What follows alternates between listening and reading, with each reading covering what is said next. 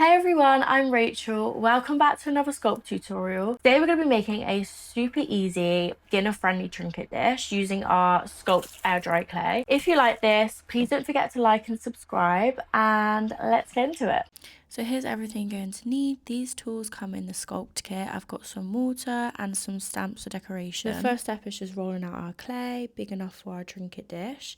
Then I'm using this lid to mark out a rough flower shape, using the knife tool to cut this out. It doesn't have to be perfect. Next is decoration. I wanted to show the option to press in some flowers. This is a really nice option, really easy. You just press in a rolling pin or your hand and it creates this really nice impression. As you can see, this clay is super forgiving, and if you change your mind you can just smooth it out.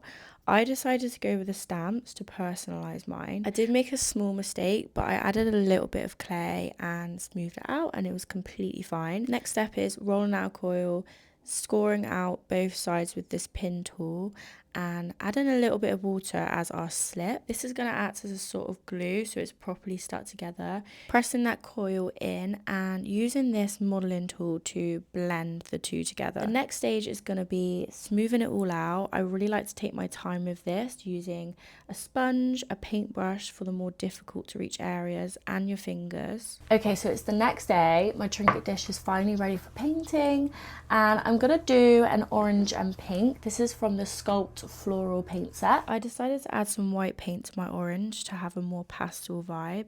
I then did 2 coats of that for my base. And with the pink, I decided to add some little flowers. This is a really simple design. It's just 4 dots together with a white dot in the middle. This is optional, but I did use a really fine brush to make my name stand out that bit more. And to finish it off, I'm going in with a gloss sculpt varnish.